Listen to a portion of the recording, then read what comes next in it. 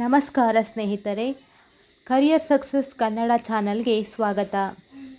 ಇಂದಿನ ವಿಡಿಯೋದಲ್ಲಿ police constable ಪರೀಕ್ಷೆಗೆ ಬಹಳ ಮುಖ್ಯವಾದ ಸಾಮಾನ್ಯ ಜ್ಞಾನ ಪ್ರಶ್ನೆಗಳು ಮತ್ತು ಅವುಗಳ ವಿವರಣಾತ್ಮಕ ಉತ್ತರಗಳನ್ನು ತಿಳಿದುಕೊಳ್ಳೋಣ.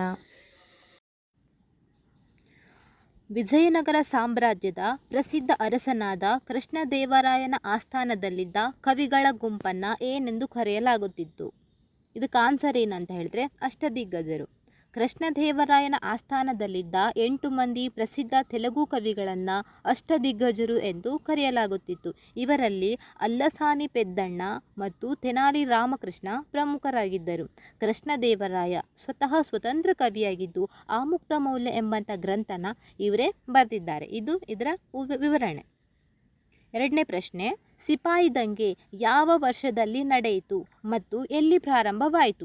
ಸರಿಯಾದ ಉತ್ತರ 1857ರಲ್ಲಿ ಮೀರತ್ನಲ್ಲಿ ನಡೆಯಿತು. ಬ್ರಿಟಿಷರ ವಿರುದ್ಧ ಭಾರತೀಯ ಸಿಪಾಯಿಗಳು 1857ರ ಮೇ 10ರಂದು ಮೀರತ್ನಲ್ಲಿ ದಂಗೆ ಎದ್ದರು. ಕೊಬ್ಬು ಸವರಿದ ಹಸು ಮತ್ತು ಹಂದಿಯ ಮಾಂಸದ ಹೊಸ ಬಂದೂಕಿನ ಮುನಿಸು ಈ ದಂಗೆಗೆ ತತ್ಕ್ಷಣದ ಕಾರಣವಾಗಿತ್ತು. ಮಂಗಳ್ ಪಾಂಡೆ ಈ ದಂಗೆಯ ಮೊದಲ ಹುತಾತ್ಮರಾಗಿದ್ದಾರೆ. ಕರ್ನಾಟಕದ ಇತಿಹಾಸದಲ್ಲಿ ಕದಂಬ ರಾಜವಂಶದ ರಾಜಧಾನಿ ಯಾವುದಾಗಿತ್ತು? ಸರಿಯಾದ ಉತ್ತರ ಬನವಾಸಿ. ಇದೀಗ ನಮ್ಮ ಉತ್ತರ ಕನ್ನಡ ಜಿಲ್ಲೆಯಲ್ಲಿದೆ. ಮಯೂರವರ್ಮನಿಂದ ಸ್ಥಾಪಿಸಲ್ಪಟ್ಟಂತಹ ಕದಂಬ ವಂಶ ಕರ್ನಾಟಕದ ಮೊದಲ ಕನ್ನಡ ರಾಜವಂಶವಾಗಿದೆ. ಇವರ ರಾಜಧಾನಿ ಬನವಾಸಿಯಾಗಿತ್ತು. ಕನ್ನಡದ ಮೊದಲ ಶಾಸನವಾದ ಹಲ್ಮಿಡಿ ಶಾಸನ ಇದು ಯಾವ ರಾಜರ ವಂಶಕ್ಕೆ ಸೇರಿದಂತ ಹೇಳಿದ್ರೆ ಕದಂಬರ ಕಾಲಕ್ಕೆ ಸೇರಿದಂತಹ ಶಾಸನವಾಗಿದೆ. ಯಾವುದು? ಹಲ್ಮಿಡಿ ಶಾಸನ. ಸಿಂಧೂ ನಾಗರಿಕತೆಯ ಪ್ರಸಿದ್ಧ ತಾಣವಾದ ಲೋಥಾಲ್ ಎಲ್ಲಿದೆ ಮತ್ತು ಅದರ ವೈಶಿಷ್ಟ್ಯ ಏನು? ಇದು ಗುಜರಾತ್ನಲ್ಲಿದೆ. ಇದು ಸಿಂಧೂ ನಾಗರಿಕತೆಯ ಪ್ರಮುಖ ಹಡಗುಕಟ್ಟೆ ಆಗಿತ್ತು.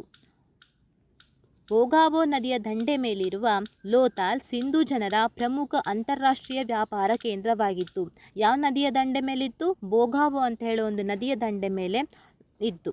ಸಿಂಧೂ ಜನರ ಪ್ರಮುಖ ಅಂತಾರಾಷ್ಟ್ರೀಯ ವ್ಯಾಪಾರ ಕೇಂದ್ರವಾಗಿತ್ತು. ಇಲ್ಲಿ ಕೃತಕ ಹಡಗುಕಟ್ಟೆಗಳನ್ನು ನಿರ್ಮಿಸಲಾಗಿತ್ತು. ಭಾರತದ 5ನೇ ಪ್ರಶ್ನೆ, ಭಾರತದ ಸಂವಿಧಾನದಲ್ಲಿ ಮೂಲಭೂತ ಕರ್ತವ್ಯಗಳನ್ನು ಯಾವ ತಿದ್ದುಪಡಿಯ ಮೂಲಕ ಸೇರಿಸಲಾಯಿತು? ಯಾವ ತಿದ್ದುಪಡಿಯ ಮೂಲಕ ಸೇರಿಸಲಾಯಿತು? 42ನೇ ತಿದ್ದುಪಡಿ. ಯಾವಾಗ? 1976ರಲ್ಲಿ. ಸರ್ದಾರ್ ಸ್ವರ್ಣ ಸಿಂಗ್ ಸಮಿತಿ ಶಿಫಾರಸಿನ ಮೇರೆಗೆ 1976ರಲ್ಲಿ 42ನೇ ತಿದ್ದುಪಡಿಯ ಮೂಲಕ ಸಂವಿಧಾನದ ಭಾಗ 4A ಮತ್ತು ವಿಧಿ 51Aನ ಅಡಿಯಲ್ಲಿ 10 ಮೂಲಭೂತ ಕರ್ತವ್ಯಗಳನ್ನು ಸೇರಿಸಲಾಯಿತು. ಪ್ರಸ್ತುತ 11 ಮೂಲಭೂತ ಕರ್ತವ್ಯಗಳಿದೆ. ಅದನ್ನು 86ನೇ ತಿದ್ದುಪಡಿ ಮಾಡುವ ಮೂಲಕ ಏನು ಮಾಡಿದ್ರು? 11ನೇದನ್ನು ಸೇರ್ಪಡೆ ಮಾಡಲಾಯಿತು. ರಾಜ್ಯಸಭೆಯ ಅಧ್ಯಕ್ಷರು ಯಾರಾಗಿರುತ್ತಾರೆ? ಭಾರತದ ಉಪರಾಷ್ಟ್ರಪತಿಗಳೇ ರಾಜ್ಯಸಭೆಯ ಅಧ್ಯಕ್ಷರು ಅಥವಾ ಚೇರ್ಮನ್ ಆಗಿರ್ತಾರೆ. ಸಂವಿಧಾನದ ವಿಧಿ 64ರ ಪ್ರಕಾರ ಭಾರತದ ಉಪರಾಷ್ಟ್ರಪತಿಯವರು ಪದನಿಮಿತ್ತ ರಾಜ್ಯಸಭೆಯ ಅಧ್ಯಕ್ಷರಾಗಿರುತ್ತಾರೆ. ಆದರೆ ಇವರು ರಾಜ್ಯಸಭೆಯ ಸದಸ್ಯರಾಗಿ ಇರುವುದಿಲ್ಲ. 7ನೇ ಪ್ರಶ್ನೆ, ಸಂವಿಧಾನದ ಯಾವ ವಿಧಿಯನ್ನು ಡಾಕ್ಟರ್ BR ಅಂಬೇಡ್ಕರ್ ಅವರು ಸಂವಿಧಾನದ ಹೃದಯ ಮತ್ತು ಆತ್ಮ ಎಂದು ಕರೆದಿದ್ದಾರೆ? ಉತ್ತರ 32ನೇ ವಿಧಿ. ಇದು ಸಂವಿಧಾನಬದ್ಧ ಪರಿಹಾರ ಹಕ್ಕುಗಳಲ್ಲಿ ಬರುತ್ತೆ. ಯಾವ ವಿಧಿ? 32ನೇ ವಿಧಿ. ಮೂಲಭೂತ ಹಕ್ಕುಗಳಿಗೆ ಧಕ್ಕೆಯಾದಾಗ ನಾಗರಿಕರು ನೇರವಾಗಿ ಸುಪ್ರೀಂ ಕೋರ್ಟ್ಗೆ ಹೋಗಿ ರಿಟ್ ಅರ್ಜಿಯನ್ನು ಸಲ್ಲಿಸಲು ಈ ವಿಧಿ ಅವಕಾಶವನ್ನು ಮಾಡಿಕೊಡುತ್ತದೆ. ಆದ್ದರಿಂದ ಇದನ್ನು ಪ್ರಮುಖ ವಿಧಿ ಎನ್ನಲಾಗಿದೆ. ಪ್ರಶ್ನೆ ಸಂಖ್ಯೆ 8, ಭಾರತದಲ್ಲಿ ತುರ್ತು ಪರಿಸ್ಥಿತಿಯನ್ನು ಘೋಷಿಸುವ ಅಧಿಕಾರ ಯಾರಿಗಿದೆ ಮತ್ತು ಎಷ್ಟು ಪ್ರಕಾರದ ತುರ್ತು ಪರಿಸ್ಥಿತಿಗಳಿವೆ? ರಾಷ್ಟ್ರಪತಿಗಳಿಗೆ ಇದೆ. 3 ಪ್ರಕಾರದ ತುರ್ತು ಪರಿಸ್ಥಿತಿಗಳಿವೆ. ಅಂದರೆ ಭಾರತದಲ್ಲಿ ತುರ್ತು ಪರಿಸ್ಥಿತಿ ಆದ ಕೂಡಲೇ ಘೋಷಣೆ ಮಾಡುವಂಥ ಅಧಿಕಾರ ಯಾರಿಗುಂಟು ಅಂತ ಹೇಳಿದ್ರೆ ಅದು ರಾಷ್ಟ್ರಪತಿಗಿದೆ. ಒಟ್ಟು ಎಷ್ಟು ತುರ್ತು ಪರಿಸ್ಥಿತಿಗಳಿವೆ ಅಂತ ಹೇಳಿದ್ರೆ 3 ತುರ್ತು ಪರಿಸ್ಥಿತಿಗಳಿವೆ. ಮೊದಲನೇದಾಗಿ ರಾಷ್ಟ್ರೀಯ ತುರ್ತು ಪರಿಸ್ಥಿತಿ, ಇದು ವಿಧಿ 352. ಆಮೇಲೆ ಎರಡನೇದು ರಾಜ್ಯ ತುರ್ತು ಪರಿಸ್ಥಿತಿ ಅಥವಾ ರಾಷ್ಟ್ರಪತಿಯ ಆಳ್ವಿಕೆ, ಇದು ವಿಧಿ 356. ನೆಕ್ಸ್ಟ್ ಹಣಕಾಸು ತುರ್ತು ಪರಿಸ್ಥಿತಿ, ಇದರ ವಿಧಿ 360. ಇದು ತುಂಬ ಇಂಪಾರ್ಟೆಂಟ್ ಆಯಿತಾ. ಇವುಗಳನ್ನು ಘೋಷಿಸುವ ಸಂಪೂರ್ಣ ಅಧಿಕಾರ ರಾಷ್ಟ್ರಪತಿಗಳಿಗೆ ಇರುತ್ತದೆ. ಪ್ರಶ್ನೆ ಸಂಖ್ಯೆ 9. ಭಾರತದಲ್ಲಿ ಅತಿ ಹೆಚ್ಚು ಕಾಡು ಅಥವಾ ಅರಣ್ಯ ಪ್ರದೇಶವನ್ನು ಹೊಂದಿರುವಂತಹ ರಾಜ್ಯ ಯಾವುದು? ಉತ್ತರ ಮಧ್ಯಪ್ರದೇಶ. ವಿವರಣೆ.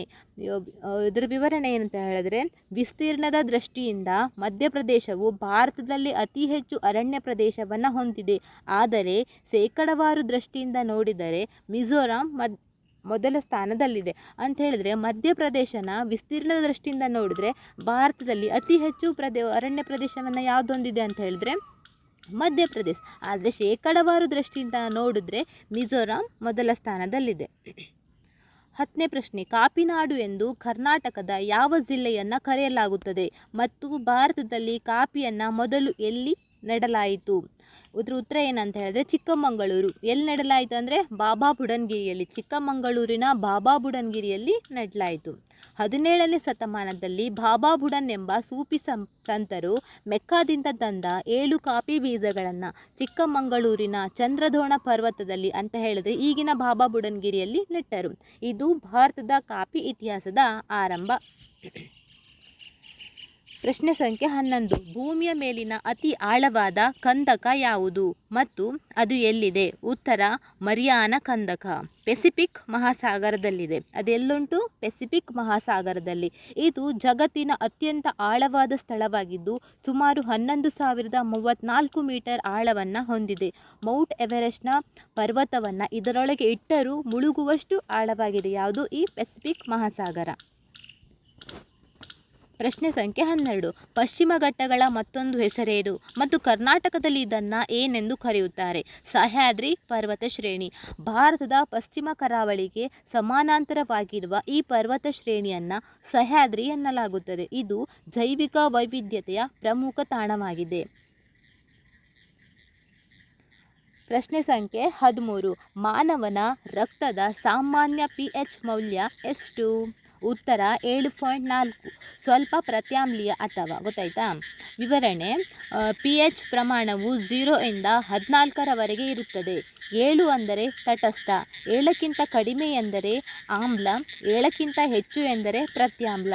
ರಕ್ತದ pH 7.4 ಆಗಿರುವುದರಿಂದ ಇದು ಪ್ರತ್ಯಾಮ್ಲ ಗುಣವನ್ನು ಹೊಂದಿದೆ. 14ನೇ ಪ್ರಶ್ನೆ. ಗಾಳಿಯ ಆರ್ದ್ರತೆಯನ್ನು ಅಳೆಯಲು ಬಳಸುವಂಥ ಉಪಕರಣ ಯಾವುದು? ಉತ್ತರ ಹೈಗ್ರೋಮೀಟರ್. ವಾತಾವರಣದಲ್ಲಿರುವ ನೀರಿನ ಆವಿಯ ಪ್ರಮಾಣವನ್ನು ಅಳೆಯಲು ಹೈಗ್ರೋಮೀಟರ್ ಬಳಸಲಾಗುತ್ತದೆ. 15ನೇ ಕ್ವಶನ್. ಪೆನ್ಸಿಲಿನ್ ಎಂಬ ಜೀವರೋಧಕವನ್ನು ಆವಿಷ್ಕರಿಸಿದಂತಹ ವಿಜ್ಞಾನಿ ಯಾರು? Alexander Fleming. ಅವರು ಯಾವಾಗ ಅದನ್ನು ಆವಿಷ್ಕಾರ ಮಾಡಿದರು ಅಂತ ಹೇಳಿದರೆ 1928ರಲ್ಲಿ. ಇದು ಜಗತ್ತಿನ ಮೊದಲ ಆ್ಯಂಟಿಬಯೋಟಿಕ್ ಆಗಿದ್ದು ಪೆನ್ಸಿಲಿಯಂ ನೋಟಾಟಮ್ ಎಂಬ ಶಿಲೀಂಧ್ರದಿಂದ ಇದನ್ನು ತಯಾರಿಸಲಾಯಿತು. ಇದಕ್ಕಾಗಿ ಫ್ಲೆಮಿಂಗ್ ಅವರಿಗೆ ನೊಬೆಲ್ ಪ್ರಶಸ್ತಿ ಸಿಕ್ಕಿದೆ. ಭಾರತದಲ್ಲಿ ಪೊಲೀಸ್ ಇಲಾಖೆಯು ಸಂವಿಧಾನದ ಯಾವ ಪಟ್ಟಿಗೆ ಸೇರುತ್ತದೆ? ಇದು ಯಾವ ಪಟ್ಟಿಗೆ ಸೇರ್ತದೆ ಅಂತ ಹೇಳಿದ್ರೆ ಸ್ಟೇಟ್ ಲಿಸ್ಟ್ಗೆ, ರಾಜ್ಯ ಪಟ್ಟಿಗೆ ಸೇರ್ತದೆ. ಸಂವಿಧಾನದ 7ನೇ ಅನುಸೂಚಿಯ ಪ್ರಕಾರ ಕಾನೂನು ಮತ್ತು ಸುವ್ಯವಸ್ಥೆ ಹಾಗೂ ಪೊಲೀಸ್ ವ್ಯವಸ್ಥೆಯು ಸಂಪೂರ್ಣವಾಗಿ ರಾಜ್ಯ ಸರ್ಕಾರದ ಅಧೀನಕ್ಕೆ ಒಳಪಡುತ್ತದೆ. ಆದರೆ ಕೇಂದ್ರಾಡಳಿತ ಪ್ರದೇಶಗಳಲ್ಲಿ ಇದು ಕೇಂದ್ರ ಸರ್ಕಾರದ ಅಧೀನದಲ್ಲಿ ಇರುತ್ತದೆ. 17 ಕ್ವಶನು. FIR ಎನ್ನುವುದರ ವಿಷ್ಕೃತ ರೂಪ? ಫಸ್ಟ್ ಇನ್ಫಾರ್ಮೇಷನ್ ರಿಪೋರ್ಟ್, ಪ್ರಥಮ ಮಾಹಿತಿ ವರದಿ ಅನ್ನೋದು FIRನ ಫುಲ್ ಫಾರ್ಮ್. ಯಾವುದೇ ಒಂದು ಅಪರಾಧ ನಡೆದಾಗ ಪೊಲೀಸ್ ಠಾಣೆಯಲ್ಲಿ ದಾಖಲಾಗುವ ಮೊದಲ ಲಿಖಿತ ದಾಖಲೆಯೇ FIR ಆಗಿದೆ. CRPC ಕಾಯ್ದೆಯ ಅಡಿಯಲ್ಲಿ ಇದನ್ನು ದಾಖಲಿಸಲಾಗುತ್ತದೆ. 18ನೇ ಪ್ರಶ್ನೆ. ಕರ್ನಾಟಕ ಪೊಲೀಸ್ ಅಕಾಡೆಮಿ ಎಲ್ಲಿದೆ? ಕರ್ನಾಟಕ ಪೊಲೀಸ್ ಅಕಾಡೆಮಿ ಮೈಸೂರಿನಲ್ಲಿದೆ. ಮೈಸೂರಿನಲ್ಲಿರುವ KPAನಲ್ಲಿ ಪೊಲೀಸ್ ಸಬ್ ಇನ್ಸ್ಪೆಕ್ಟರ್ ಮತ್ತು DYSP ದರ್ಜೆಯ ಅಧಿಕಾರಿಗಳಿಗೆ ತರಬೇತಿಯನ್ನು ನೀಡಲಾಗುತ್ತದೆ. 19ನೇ ಪ್ರಶ್ನೆ. ಇಸ್ರೋ ಸಂಸ್ಥೆಯ ಪ್ರಧಾನ ಕಚೇರಿ ಎಲ್ಲಿದೆ ಮತ್ತು ಅದರ ಪ್ರಸ್ತುತ ಅಧ್ಯಕ್ಷರು ಯಾರು? ಇಸ್ರೋ ಸಂಸ್ಥೆಯ ಪ್ರಧಾನ ಕಚೇರಿ ಬೆಂಗಳೂರಿನಲ್ಲುಂಟು. ಅದರ ಪ್ರಸ್ತುತ ಅಧ್ಯಕ್ಷರು S. ಸೋಮನಾಥ್. ಭಾರತೀಯ ಬಾಹ್ಯಾಕಾಶ ಸಂಶೋಧನಾ ಸಂಸ್ಥೆ ಇಸ್ರೋ 1969 ಆಗಸ್ಟ್ 15ರಂದು ಸ್ಥಾಪನೆಯಾಯಿತು. ಇದರ ನೇತೃತ್ವದಲ್ಲಿ ಇತ್ತೀಚೆಗೆ ಚಂದ್ರಯಾನ 3 ಯಶಸ್ವಿಯಾಗಿ ಚಂದಿರನ ದಕ್ಷಿಣ ಧ್ರುವಕ್ಕೆ ತಲುಪಿದೆ. 20ನೇ ಪ್ರಶ್ನೆ, ವಿಶ್ವಸಂಸ್ಥೆಯ ಪ್ರಸ್ತುತ ಮಹಾಪ್ರಧಾನ ಕಾರ್ಯದರ್ಶಿ ಯಾರು? Antonio Guterres. ಇವರು ಪೋರ್ಚುಗಲ್ ದೇಶದವರಾಗಿದ್ದು ವಿಶ್ವಸಂಸ್ಥೆಯ ಮುಖ್ಯಸ್ಥರಾಗಿದ್ದಾರೆ. ವಿಶ್ವಸಂಸ್ಥೆಯ ಪ್ರಧಾನ ಕಚೇರಿ ಅಮೆರಿಕದ ನ್ಯೂಯಾರ್ಕ್ನಲ್ಲಿದೆ. 21ನೇ ಪ್ರಶ್ನೆ, ಸಿಂಧೂ ನಾಗರಿಕತೆಯ ಜನರ ಪ್ರಮುಖ ಆರಾಧ್ಯ ದೈವ ಯಾರಾಗಿದ್ದರು? ಉತ್ತರ ಪಶುಪತಿಗೆ ಶಿವ ಮತ್ತು ಅದು ಅವರ ಮಾತೃ ದೇವತೆ ಆಗಿತ್ತು. ಪಶುಪತಿ ಅಂತ ಹೇಳಿದ್ರೆ ಶಿವ, ಆಯಿತಾ. ಮೊಹೆಂಜೋದಾರೊದಲ್ಲಿ ದೊರೆತಿರುವ ಶೀಲುಗಳಲ್ಲಿ ಅಂದರೆ ಮುದ್ರೆಗಳಲ್ಲಿ 3 ಮುಖದ ಪ್ರಾಣಿಗಳಿಂದ ಸುತ್ತುವರೆದಿರುವ ಪಶುಪತಿ ಶಿವನ ಚಿತ್ರ ಇದೆ. ಹಾಗೆಯೇ ಮಣ್ಣಿನ ಹೆಣ್ಣು ಮೂರ್ತಿಗಳು ಸಿಕ್ಕಿರುವುದರಿಂದ ಅವರು ಪ್ರಕೃತಿ ಅಥವಾ ಮಾತೃದೇವತೆಯನ್ನು ಪೂಜಿಸುತ್ತಿದ್ದರು ಎಂದು ತಿಳಿದುಬರುತ್ತದೆ. 22ನೇ ಪ್ರಶ್ನೆ, ಜೈನ ಧರ್ಮದ 24ನೇ ಹಾಗೂ ಕೊನೆಯ ತೀರ್ಥಂಕರು ಯಾರು? ವರ್ಧಮಾನ ಮಹಾವೀರ. ಇವರು ಜೈನ ಧರ್ಮದ 24ನೆಯ ತೀರ್ಥಂಕರು.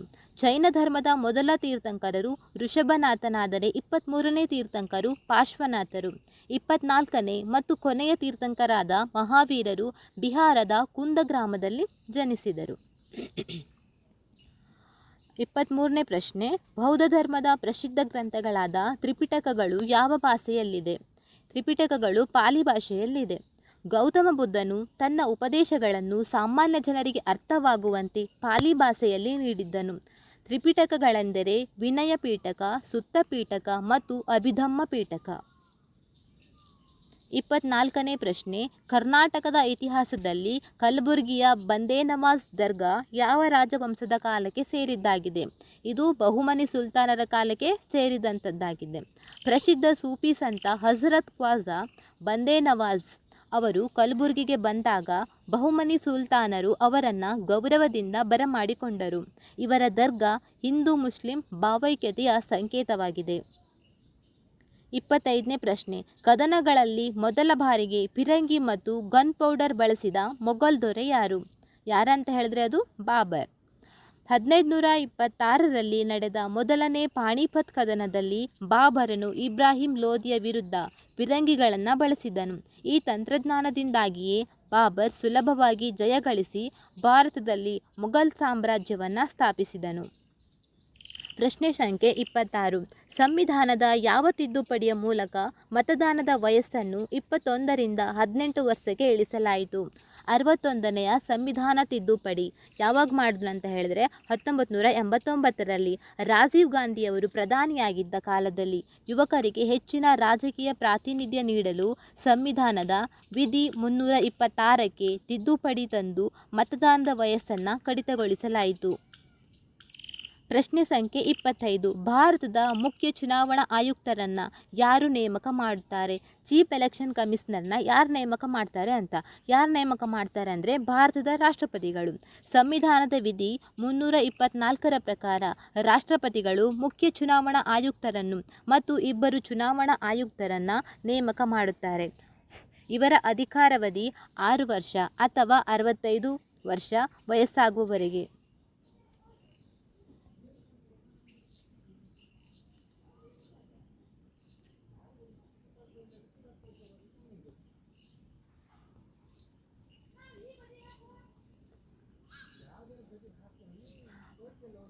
ಪ್ರಶ್ನೆ ಸಂಖ್ಯೆ 28, ಮಾಹಿತಿ ಹಕ್ಕು ಕಾಯ್ದೆ RTI ಭಾರತದಲ್ಲಿ ಯಾವ ವರ್ಷದಿಂದ ಜಾರಿಗೆ ಬಂದಿತು? ಉತ್ತರ 2005ರಲ್ಲಿ. ಅಂದರೆ ಸರ್ಕಾರಿ ಕೆಲಸಗಳಲ್ಲಿ ಪಾರದರ್ಶಕತೆಯನ್ನು ತರಲು ಮತ್ತು ಭ್ರಷ್ಟಾಚಾರವನ್ನು ತಡೆಯಲು ತಂದಂತಹ ಈ ಕಾಯ್ದೆ 2005ರ ಅಕ್ಟೋಬರ್ 12ರಂದು ಅಧಿಕೃತವಾಗಿ ಜಾರಿಗೆ ಬಂದಿತು. ಪ್ರಶ್ನೆ ಸಂಖ್ಯೆ 29, ಭಾರತದ ಸರ್ವೋಚ್ಚ ನ್ಯಾಯಾಲಯದ ಮುಖ್ಯ ನ್ಯಾಯಾಧೀಶರ ನಿವೃತ್ತಿ ವಯಸ್ಸು ಎಷ್ಟು ಅಂತ ಹೇಳಿದ್ರೆ 65 ವರ್ಷ. ಸುಪ್ರೀಂ ಕೋರ್ಟ್ ನ್ಯಾಯಾಧೀಶರು 65 ವರ್ಷಕ್ಕೆ ನಿವೃತ್ತರಾದರೆ ಹೈಕೋರ್ಟ್ನ ನ್ಯಾಯಾಧೀಶರ ನಿವೃತ್ತಿ ವಯಸ್ಸು 62 ವರ್ಷಗಳಾಗಿರುತ್ತದೆ. 30 ಪ್ರಶ್ನೆ ಸಂಖ್ಯೆ, ಸಂವಿಧಾನದ ಯಾವ ಪರಿಚ್ಛೇದವು ಗ್ರಾಮ ಪಂಚಾಯತ್ಗಳ ಸ್ಥಾಪನೆಯ ಬಗ್ಗೆ ತಿಳಿಸುತ್ತದೆ? 40ನೇ ವಿಧಿ ಗ್ರಾಮ ಪಂಚಾಯತ್ಗಳ ಸ್ಥಾಪನೆಯ ಬಗ್ಗೆ ತಿಳಿಸುತ್ತದೆ. ಇದು ರಾಜ್ಯ ನಿರ್ದೇಶಕ ತತ್ವಗಳ DPSP ಅಡಿಯಲ್ಲಿ ಬರುತ್ತದೆ. ಮಹಾತ್ಮ ಗಾಂಧೀಜಿಯವರ ಗ್ರಾಮ ಸ್ವರಾಜ್ಯದ ಕನಸನ್ನು ನನಸು ಮಾಡಲು ಈ ವಿಧಿಯನ್ನು ಸೇರಿಸಲಾಗಿದೆ. 31ನೇ ಪ್ರಶ್ನೆ, ಸೌರಮಂಡಲದಲ್ಲಿ ಅತಿ ಹೆಚ್ಚು ಉಪಗ್ರಹಗಳನ್ನು ಹೊಂದಿರುವ ಗ್ರಹ ಯಾವುದು? ಉತ್ತರ ಶನಿ ಗ್ರಹ. ಇತ್ತೀಚಿನ ಸಂಶೋಧನೆಗಳ ಪ್ರಕಾರ ಶನಿ ಗ್ರಹವು ಅತಿ ಹೆಚ್ಚು ಉಪಗ್ರಹಗಳನ್ನು ಹೊಂದಿದೆ, 140ಕ್ಕೂ ಹೆಚ್ಚು. 2ನೇ ಸ್ಥಾನದಲ್ಲಿ ಗುರು ಗ್ರಹವಿದೆ. ಶನಿಯು ಅತ್ಯಂತ ದೊಡ್ಡ ಉಪಗ್ರಹ ಟೈಟಾನ್. 32ನೇ ಪ್ರಶ್ನೆ, ಭಾರತ ಮತ್ತು ಚೀನಾ ದೇಶಗಳ ನಡುವಿನ ಗಡಿರೇಖೆಯ ಹೆಸರೇನು? ಮ್ಯಾಕ್ ಮಹಾನ್ ರೇಖೆ. 1914ರಲ್ಲಿ ಈ ಗಡಿಯನ್ನು ಗುರುತಿಸಲಾಯಿತು. ಅಂದರೆ ಭಾರತ ಮತ್ತು ಪಾಕಿಸ್ತಾನ ನಡುವಿನ ಗಡಿರೇಖೆಯನ್ನು ರಾಡ್ಕ್ಲಿಫ್ ರೇಖೆ ಅಂತ ಹೇಳಿ ಕರೆಯಲಾಗುತ್ತದೆ. 33ನೇ ಪ್ರಶ್ನೆ, ಕರ್ನಾಟಕದಲ್ಲಿ ಹರಿಯುವ ಕೃಷ್ಣಾ ನದಿಯ ಉಗಮ ಸ್ಥಾನ ಎಲ್ಲಿದೆ? ಮಹಾರಾಷ್ಟ್ರದ ಮಹಾಬಲೇಶ್ವರದಲ್ಲಿ. ಕೃಷ್ಣಾ ನದಿಯು ಮಹಾಬಲೇಶ್ವರದಲ್ಲಿ ಹುಟ್ಟಿ ಮಹಾರಾಷ್ಟ್ರ, ಕರ್ನಾಟಕ, ತೆಲಂಗಾಣ ಮತ್ತು ಆಂಧ್ರ ಪ್ರದೇಶಗಳ ಮೂಲಕ ಹರಿದು ಬಂಗಾಳ ಕೊಲ್ಲಿಯನ್ನು ಸೇರುತ್ತದೆ. ಆಲಮಟ್ಟಿ ಅಣೆಕಟ್ಟನ್ನು ಇದೇ ನದಿಗೆ ಕಟ್ಟಲಾಗಿದೆ.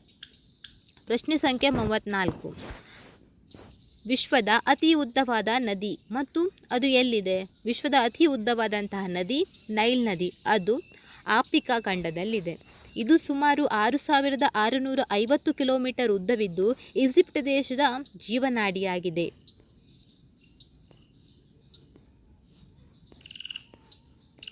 35ನೇ ಪ್ರಶ್ನೆ, ಕಾಜಿರಂಗ ರಾಷ್ಟ್ರೀಯ ಉದ್ಯಾನವನ ಎಲ್ಲಿದೆ ಮತ್ತು ಇದು ಯಾವುದಕ್ಕೆ ಪ್ರಸಿದ್ಧಿಯಾಗಿದೆ?